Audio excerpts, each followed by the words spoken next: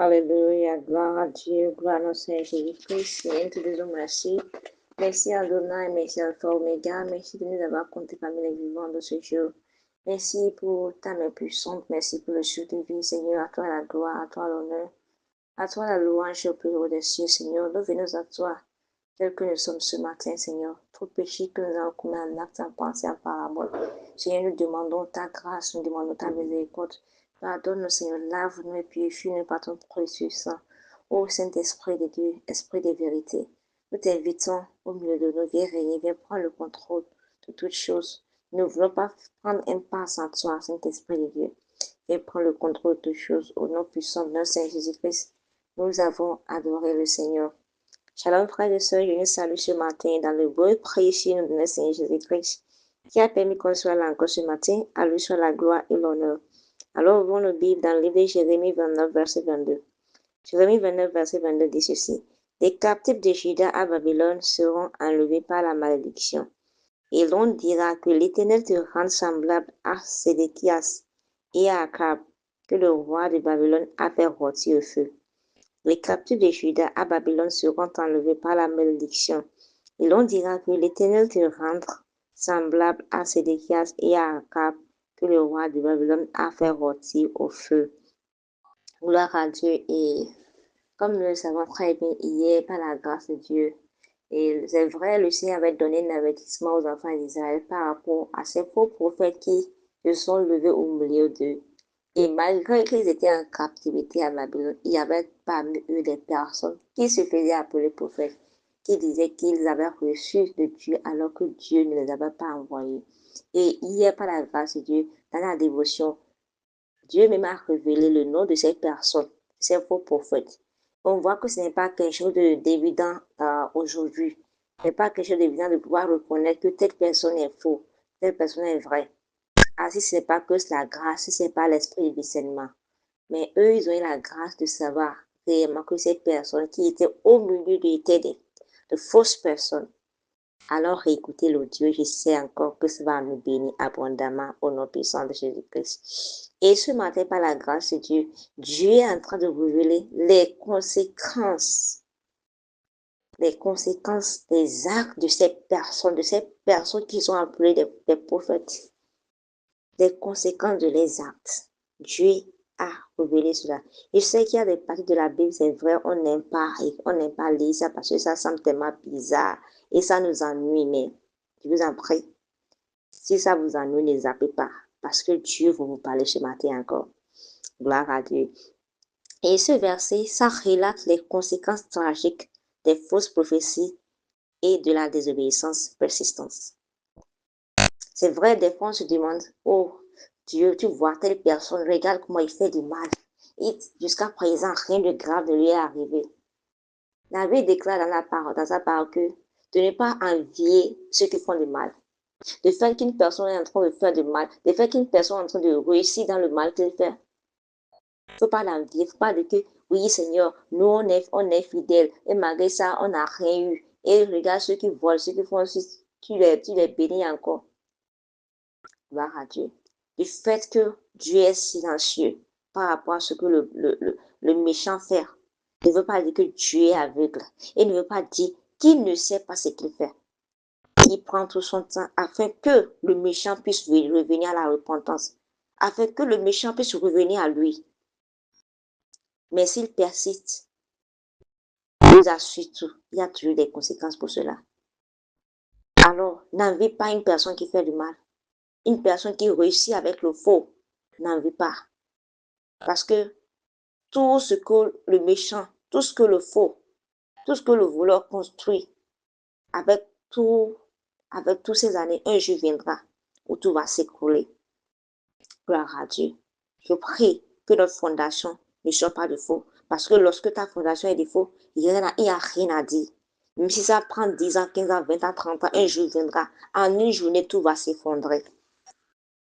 Parce que avant tous ces temps, Dieu a pris son temps pour avertir. Dieu a pris son temps pour envoyer des personnes pour te dire que tu es en train de construire sur le faux, mais tu te dis que non. Mais le jour où les conséquences seront là, c'est que ils verront que notre Dieu, c'est vrai, il est lent à la colère, riche en bonté, mais on ne se moque pas de lui. Ce que quelqu'un aura semé, il récoltera.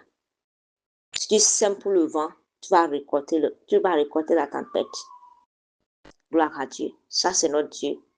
Et on a vu une chose que la vie de Sédéchias et d'Akab est devenue un avertissement pour tous, car ils ont choisi de rejeter la vérité de Dieu et d'égarer son peuple. Et leur histoire nous rappelle que nos choix ont des conséquences durables. Gloire à Dieu. Si dans la Bible, on a vu des références des personnes qui ont été des exemples de foi et qu'à travers eux, plusieurs personnes ont connu Dieu. De la même manière, nous avons vu aussi des exemples, des personnes que Dieu a pris comme référence d'avertissement aux autres, que ceux qui continuent à faire ce genre de choses, voici les conséquences qui leur arriveront. Gloire à Dieu.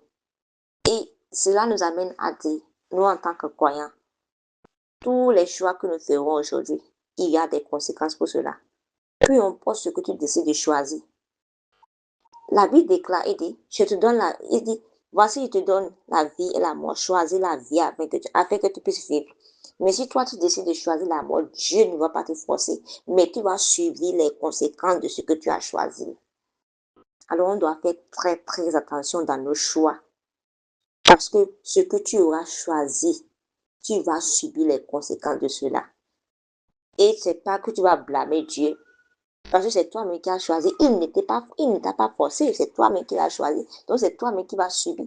On a vu qu'il a averti plusieurs fois ces deux personnes. Il a envoyé des personnes pour leur dire que ceux-là ils ne sont pas en train de faire du vrai. Mais malgré tout, ils ont refusé de suivre. Ils ont refusé d'écouter. Ils ont endurci leur cœur. Parce que le diable les a aveuglés. Alors, mon frère, ma soeur, toi qui m'écoutes ce matin, dans quel domaine tu es en train d'endurcir ton cœur? Parce que tu te dis que non, j'ai fait hier, rien ne m'est arrivé. Je l'ai fait aujourd'hui, encore rien ne m'arrivera. Est-ce que tu sais ce qui va se passer demain? Même dans une minute, dans une seconde, tu ne sais même pas ce qui va se passer. Alors, reviens à Dieu avant qu'il ne soit trop tard.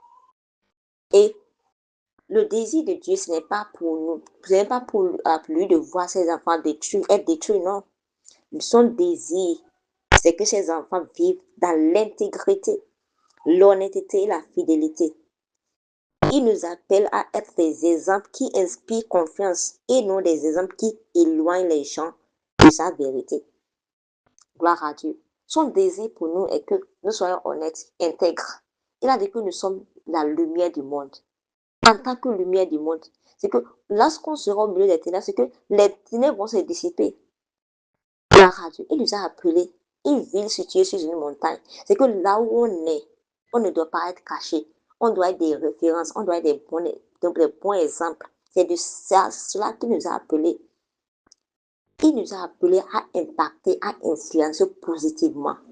Il veut qu'on soit des exemples, que lorsque les gens nous voient, qu'ils disent non, je veux suivre le Dieu de telle personne, le Dieu d'Abraham. À chaque fois, on dit le Dieu d'Abraham. C'est parce qu'Abraham a été un bon exemple.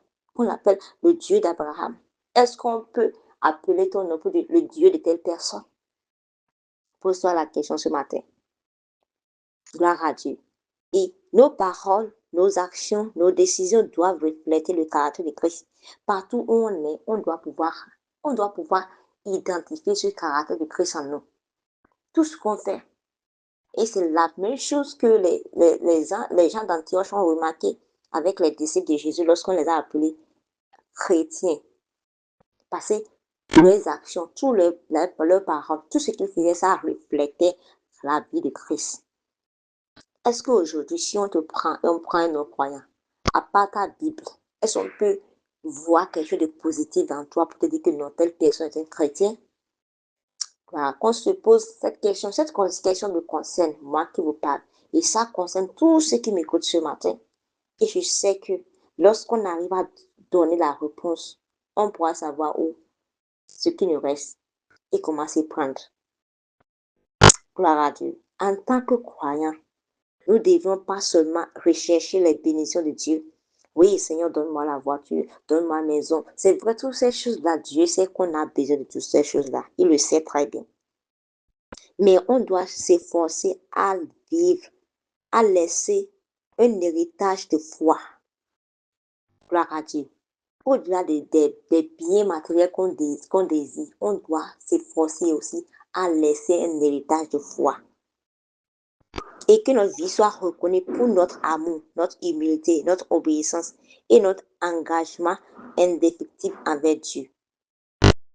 Parce qu'une vie fidèle peut encourager les générations à suivre le Seigneur.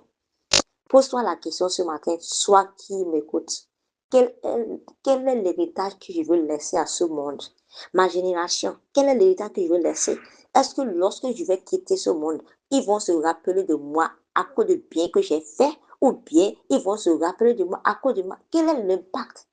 Aujourd'hui, on appelle Abraham le père de la foi à cause de ce qu'il a fait, à cause de l'héritage qu'il a légué. Nous, quel genre d'héritage on est en train de léguer? Est-ce qu'on est en train de vivre pour Christ ou bien on est en train de vivre pour nous-mêmes? Gloire à Dieu. Parce qu'on doit savoir une chose. Tout ce qu'on fait aujourd'hui, ça va soit amener les gens à Christ, soit les éloigner de Christ. Parce que tel que j'ai l'habitude de dire que la vie de nous, il y a notre vie en tant que chrétien. Je vous assure que notre vie n'est pas cachée. Notre vie est ouverte comme ça. Et nous sommes comme des livres que les gens lisent chaque fois. Et à travers nous, à travers nos actions, les gens peuvent venir à Christ et je dis non, non, non, non. Je vais suivre le Dieu de Ruth. Je vais suivre ça. Le Dieu de Jacques, je veux le suivre. Le Dieu de telle personne, je veux le suivre parce que non, cette personne est fidèle, intègre. Tel que Ruth, la Moabite, a dit non. Naomi, ton Dieu sera mon Dieu. Là où tu iras, j'irai. Est-ce qu'une personne aujourd'hui peut ouvrir sa bouche pour dire que non, le Dieu de telle personne-là, c'est ce Dieu-là, je vais suivre. Si on voit nos actions, nos manières de parler, notre habillement, est-ce que quelqu'un pourra ouvrir sa bouche pour le dire? On doit se poser cette question. Gloire à Dieu. Et aujourd'hui encore, toi en tant qu'enfant, pose-toi la question, qui j'influence? J'impacte qui? Qu'est-ce que je suis en train d'apporter à ma génération? Lorsqu'on me voit, est-ce que je suis une référence? Moi, je ne parle pas d'être célèbre. Célébrité, non, non, non. Qui impacte qui? Ta vie impacte qui? Pose-toi la question. Positivement. Est-ce que les gens désirent suivre ton Dieu? Gloire à Dieu. Je sais que quelqu'un me dira que non, mais je ne suis pas parfait, je suis un homme, je sais. Mais ce n'est pas ceux qui sont parfaits que Dieu a appelés. Il a dit que ce n'est pas ceux qui sont en bonne santé qui ont besoin d'un médecin, c'est ceux qui sont plutôt malades. Cela voudra dire qu'il connaît nos incapacités, il connaît nos faiblesses. Et malgré ça, il nous a dit d'être saints comme notre Père est saint. Cela voudra dire que si on veut réellement, on peut le faire. L'apôtre Paul pourrait dire, je peux tout par Christ qui me fortifie. Ce n'est pas par ta force ni ta puissance, mais par l'Esprit de Dieu qui est en toi. Par l'Esprit de Dieu qui est en toi. Si tu le veux, tu peux le faire. C'est pourquoi tu vas encore t'abandonner au Seigneur ce matin. Tu vas dire, Seigneur, me voici tel que je suis. Je reconnais, Seigneur, que je n'ai pas toujours été ce que tu veux que je sois. Je reconnais que je n'ai pas toujours été une influence positive envers mon entourage. Mais Seigneur, aujourd'hui, j'abandonne à toi. Oui, prends tout, Seigneur. Oui, prends tout, Seigneur. Prends tout, Seigneur. Oui, prends tout, Seigneur.